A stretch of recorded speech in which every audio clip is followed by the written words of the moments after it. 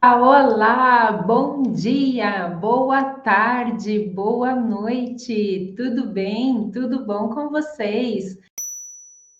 Olha só a dúvida, gente, prestem atenção, quero muita atenção agora. Vocês que já sabem até português também, bem importante isso aqui. Vamos lá. Ele perguntou assim: pode falar ou explicar sobre o verbo chegar? Tem muita gente que fala, eu tenho chego. Tem muita gente que fala, eu tenho chego. Poderia explicar essa frase se está certa ou está errada? Eu tenho chego, está certo ou está errado no português? Tchan, tchan, tchan, tchan.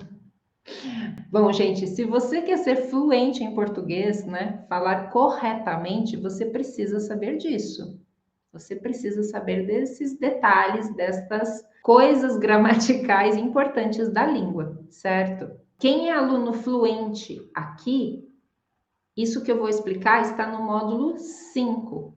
Alunos do curso fluente, isso é assunto que está no módulo 5. Porque eu vou entrar nos verbos abundantes. E você que já fez o fluente, você sabe do que eu estou falando, certo? Então, antes de responder se está certo ou está errado, eu vou explicar que em português nós temos verbos, alguns verbos que têm dois particípios.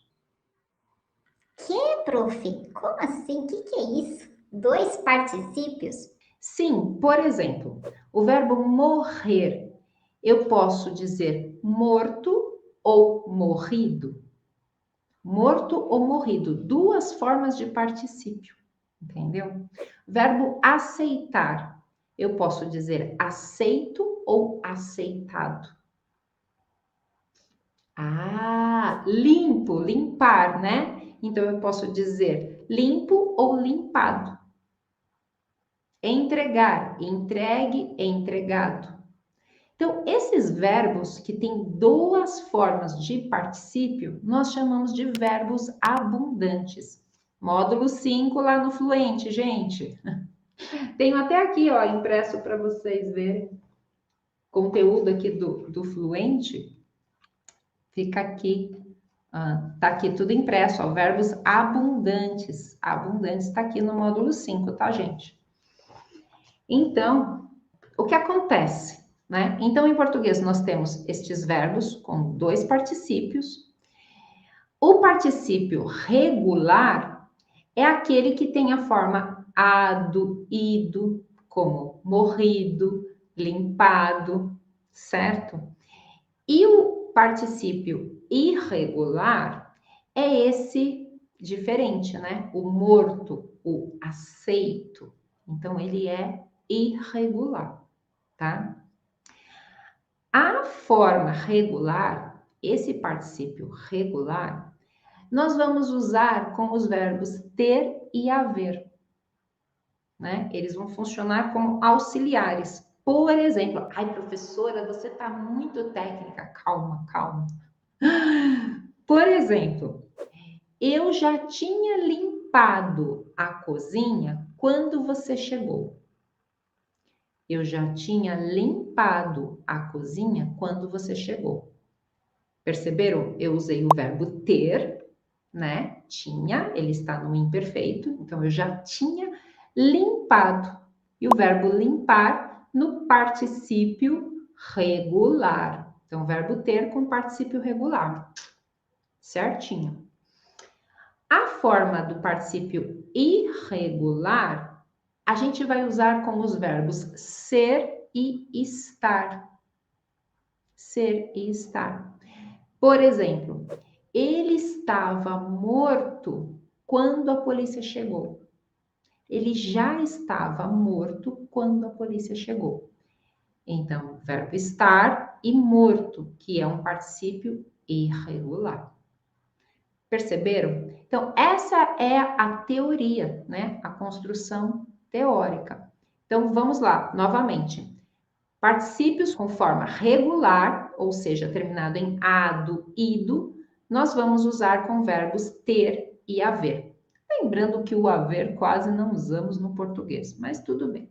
A forma irregular, que é esse morto, aceito, entregue, né? É a forma irregular. Nós vamos usar com os verbos ser e estar. Ser e estar, tá? Mas, claro que tem um mas, né? Que é o quê? O falante nativo. Quem é o falante nativo? Nós brasileiros. O falante nativo aqui, os brasileiros, o que acontece? O falante nativo, ele mistura, ele faz outras coisas. Por exemplo, o brasileiro muitas vezes vai dizer assim: o João tinha aceito a proposta de trabalho que fizeram para ele. O João tinha aceito, ele já tinha aceito a proposta. Só que eu acabei de dizer para vocês que, segundo a nossa gramática, o aceito é irregular, o irregular logo ele vai com ser e estar. Mas se ele tinha, então eu tinha que usar a forma regular, ou seja, o João tinha aceitado a proposta. Então, o falante nativo brasileiro muitas vezes mistura, muitas vezes vai falar de forma errada, considerado errado pela gramática da língua. Isso acontece em todas as línguas, né? A gramática diz uma coisa, mas o falante nativo faz outra. Pela lei do menor esforço, para contrair, enfim, na fala tudo vai acontecendo ali. E aí por isso que quem está aprendendo fica com dúvida. Tá? Então é possível sim você ouvir coisas assim. Agora, o exemplo, voltando para a pergunta do nosso amigo, qual que era a dúvida dele? Deixa eu ver se eu acho aqui. A do Cláudio, né? Do Cláudio, que ele perguntou então.